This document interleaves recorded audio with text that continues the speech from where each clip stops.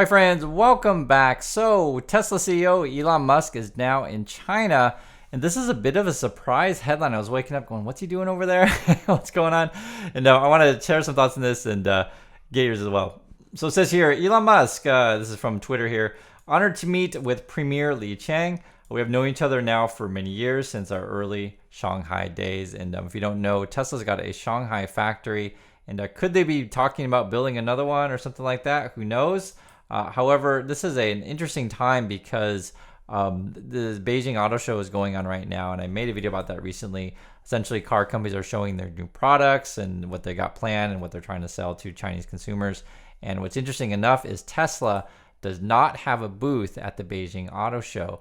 So according to the headlines, though, I guess Musk is trying to get full self-driving approved so you can sell it to the Chinese consumers. We'll see if that goes through. Maybe they can sell some, maybe not. And the other thing is too is that they're trying to get the data, I guess, from Chinese consumers to be able to use it for further development of FSD as a whole. And again, we'll see how that goes. I think this is a really interesting time to be doing this because my understanding is that they wanted to go to India, but that trip got postponed. And I understand how this works, right? No matter what Musk does, if he does, goes to India, all the Tesla bulls will say he's awesome. If he doesn't go to India, all the Tesla bulls will say he's awesome. It's like, what? It's weird. You live in this weird fantasy world. For me personally, when I first heard that Musk and Tesla and stuff were talking about going to India, I thought, okay, that makes sense. That's probably where the growth is. You can get cheaper workers there, maybe build a new platform there, and that made sense. When they postponed it, I was like, oh, whoa, is the deal off? What's going on? Because normally these kind of things might be determined ahead of time, and they're not going to go unless they can shake hands and say, hey, we got a deal. Otherwise, you're wasting everyone's time. And now that they're going to China, which I think is kind of interesting, I feel like China's choice number two, right? Maybe the terms aren't going to be quite so favorable. And China knows that Musk is in a tight spot with the stock down, with investors a little bit, like, oh my God, what are you doing? Get us some money, etc. And so China will come with some sort of deal that will take advantage of Musk. That's how I read that, because again, you're in a weaker position if they know that your first choice didn't work out. The other thing too I want to bring up as well is that this whole Robotaxi stuff, this was a sort of refresher. I guess he was talking about autonomy in 2015, promised it by 2018. That didn't happen. And I guess as early as 2019, he was talking about Robotaxis going into operation in 2020. Again, that didn't happen. So it's like, what makes you think that we believe you this time? Who knows? Well, the sheer number of really smart, hardworking people in China is incredible. There are really, if you say like, how many smart, hardworking people are there in China? There's far more of them there than there are here, I think, in my opinion. And they've got a lot of energy. So, the architecture in China that's in recent years is far more impressive than the U.S. The train stations, the buildings, the high-speed rail, everything. It's really far more impressive than what we have in the U.S. I recommend somebody just go to Shanghai and Beijing, look at the buildings, and go to, take the train from Beijing to Xi'an, where you have the terracotta warriors. Now, it's not unusual, though, for CEOs to make trips to China, meet with governments, etc. Tim Cook does that all the time. And also, I want to bring this up. There's an interesting article here where Cook is an advisor to Chinese Harvard. Now, the university they're referring to actually is Tsinghua University. I know this university because I used to teach there, and I was very popular. In fact, I was the most popular foreign faculty member there, and it was a great time when I was there. The other thing that's interesting as well is that actually Musk is one advisor there. Zuckerberg and Satya and Nadella, they're all advisors to Tsinghua.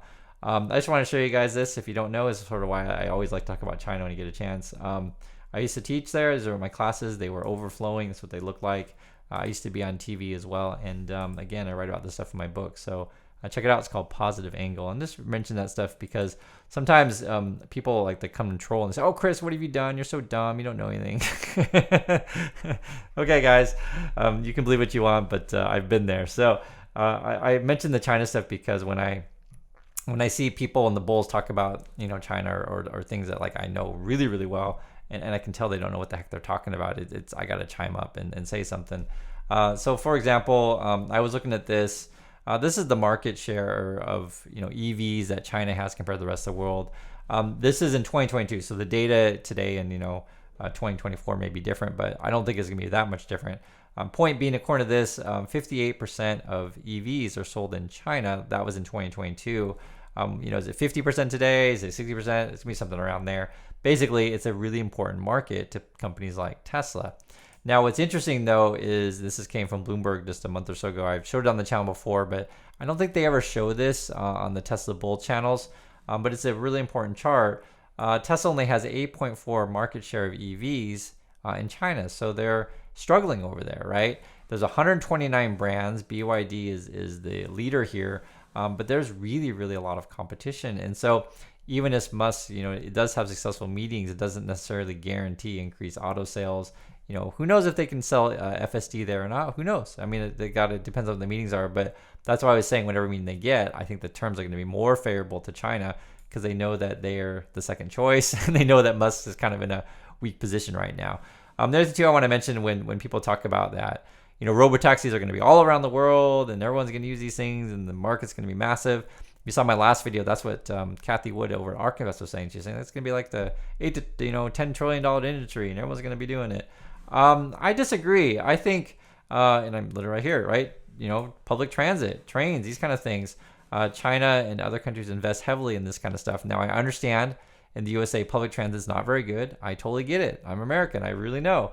And that's the one thing that I really love about, say, going to Europe or going to Asia is this public transit is really good. And so this idea of public transit, being replaced by auto taxi, I was like, what are you talking about? Have you ever been to other countries? It's just not a thing. But this is something I want to bring up. They asked people in various countries, do you take taxis or do you do ride hailing? And we're not talking about public transit right now. We're just talking about taxis or ride hailing. And I'm in Korea right now, and I can just tell you, so we take taxis. We can do the ride hailing thing. We can do it. But there's just so many taxis around. It's just like, wave out your hand, the driver sees you, they pull over, and it's right there. Voila. My understanding that the Robotaxis thing would be closer to ride hailing than it would be to taxi. And you guys can let me know your thoughts on that, but that's the sort of how I would read it. Because whenever the bulls talk about things, they're saying, it's going to replace Uber, and Tesla's going to be Uber.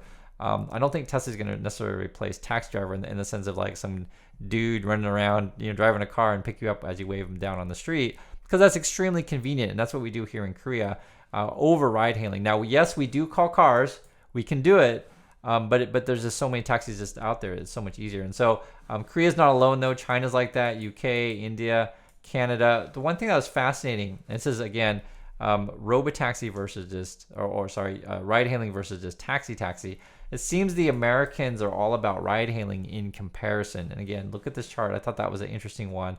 And I think, this is sort of why people have a sort of point of view. If you're American thinking, oh yes, everyone uses Uber in USA and therefore, Tesla will dominate that. And everyone around the world uses / Uber kind of service. And I'm saying it's not necessarily the case. Just because, you live a certain way doesn't mean everyone does. I'll give you another simple example. So, public transit is big around the world, not necessarily, taxis or driving a car. The other issue as well is, say you want to have an electric car. Many people say in the USA may charge it in your house, in your garage. But in other parts of the world, what if you live in a tower, like a big towering apartment type building? Like, where are you going to charge your car? It's just not practical. It's not like that people have garages the same way they do in USA. It's just a different lifestyle. There's nothing wrong with that. It's just different. I'll give you another simple example. We used to live in Vietnam. And for those of you who've been to Vietnam, you would know that motorbikes are everywhere. They're everywhere. And it's not just Vietnam, it's multiple countries in Southeast Asia. And something that I've always wondered is, if Tesla really wants to dominate the world, why not build an electric motorbike? Just for example, because these are very, very popular around the world. And I can tell you, in Vietnam, Honda is really huge there. Hondas and Vespas are big as well, but Hondas, they sell so many dang motorbikes. And I don't know if they're the world leader. They might be. I don't remember seeing any Toyota motorbikes, but just mentioned that. And it's not just, I'm just giving you guys a worldwide perspective of these things. It's not just Vietnam. Thailand, Vietnam, India, Malaysia, China, India, Pakistan have tons and tons of motorbikes. The other thing I want to bring up as well, even if Tesla goes and invests heavily in China, and that's essentially what the meetings are about. And I'm bringing up Tim Cook here because he often makes trips to China because China is really important to Apple. They sell a ton of iPhones over there, right? And every time he goes there, this is what China wants. They want you to essentially train their workers. They want you to train their workers in high tech stuff, train their workers in manufacturing, these kind of things. And so then Apple goes and invests heavily, builds roads, builds factories, trains workers.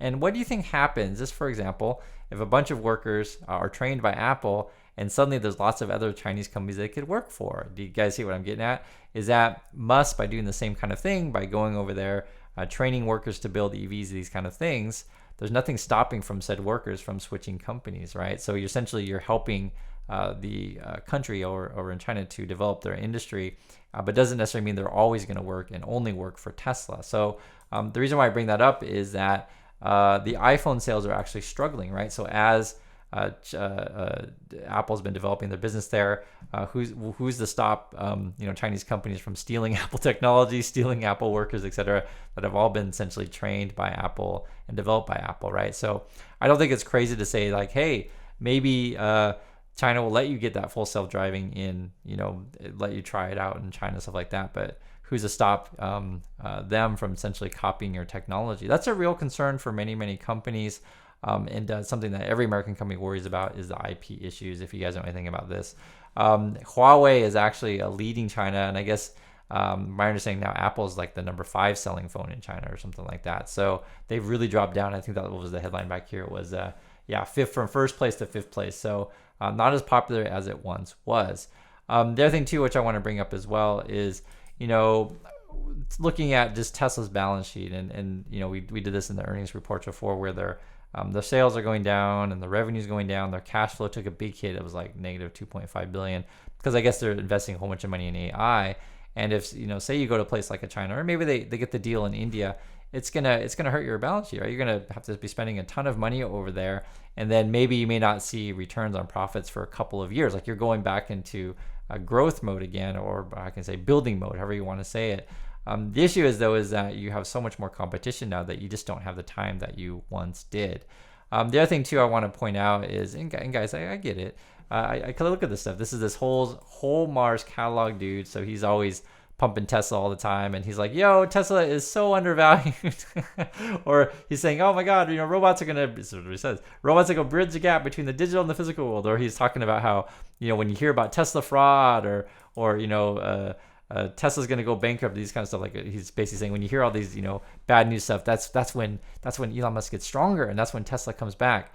I want to point just a couple flaws with this stuff. So sometimes the reason why things come back, or the reason why things go up in terms of the stock market, isn't necessarily why you think it is. In the past, yes, maybe there were calls that Elon Musk was a fraud, and maybe there were calls that Tesla was going to fail, etc. But the stock still went up, and the company still get good. But that was a time when money was free, interest rates are low, right? Everything was going up. Now we're in a time it's not necessarily the case. Interest rates are much higher. Consumers are worried about spending too much money on said products, right? The environment is different. So just because you saw the stock rebound and everything go great before, doesn't necessarily mean it's going to happen again. The environment and the time is different this day. And regarding whether or not Tesla is hilariously undervalued, I want to point this out. So someone mentioned this, and I'll bring it up. This is what insiders at Tesla are doing. This is a chart of all of their transactions. Do you see all these red bars here? These are insiders selling stock. And if you saw any insiders in the past year buying stock, you would see blue bars up here. There are no blue bars. So there are no insiders buying stock according to this. And this is just in the past year, according to SEC filings. So that's my thought on this stuff, guys. I just want to bring different perspective on this stuff. Again, my overall opinion is Musk is in China. I saw the news, but I thought India was your number one choice. I thought it would be the better choice if you're going to start developing new business. And because you're going to China, I think you're going to end up with a worse deal than you previously wanted, because China knows you're kind of desperate right now. And that's how I read that. Love to hear your thoughts on these things, and I'll catch you next video.